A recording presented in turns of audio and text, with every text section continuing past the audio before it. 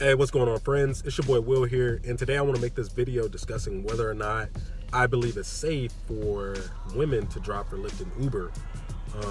I've had women in the past, and just recently I had a lady passenger ask me, she was like, hey, I'm thinking about driving for Lyft and Uber, but I don't know if it's safe or not. What do you think? So I want to go ahead and discuss that. And basically I told her the same thing I tell every woman passenger who asks me. Yeah, personally, I believe that, a woman can do this job. I believe that it's safe. I've been out driving at 1 o'clock in the morning, and I've seen women driving for Lyft and Uber.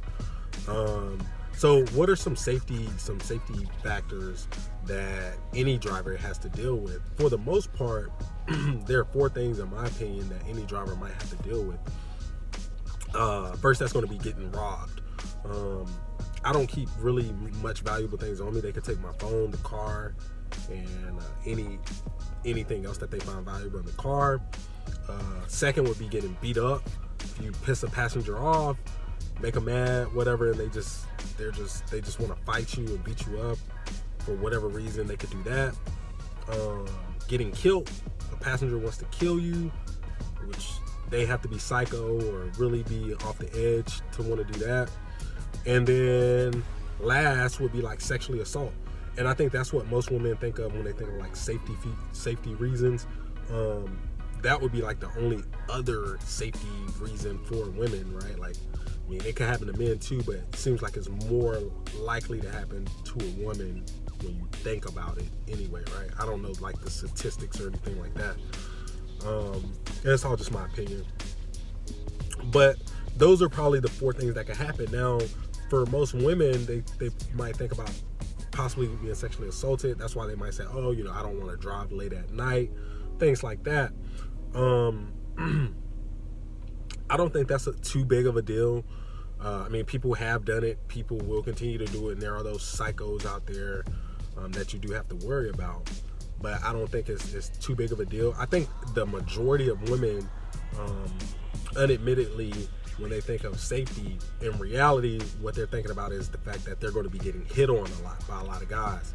And in reality, yeah, I think that's going to happen too. I think as a woman, you're going to get hit on a lot more.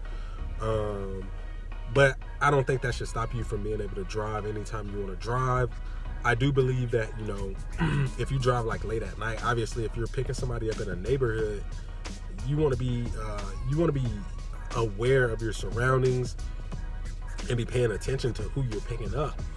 You also want to have a plan in place for like, what do you do when a guy hits on you? Because you don't want to just like throw him off, right? You still want to be nice. You still want to offer good customer service and things like that go with the job itself of running your Lyft or Uber business. But you have to have something in place so that you don't get bad ratings and things like that. So maybe you might want to send them off to an Instagram account or whatever. Just be like, yo, just follow me on Instagram. So now you're really coming up because now you're getting Instagram followers. And you're not having to give out your number just to random people unless you want to. So yeah, I don't really think there's too big of a safety issue for many women. Again, you are going to get hit on a lot, especially if you're attractive, but you just have to come up with something to figure that out. Another thing that I would think of is like, what do you do in a situation if someone sits right behind you and they do happen to grab you?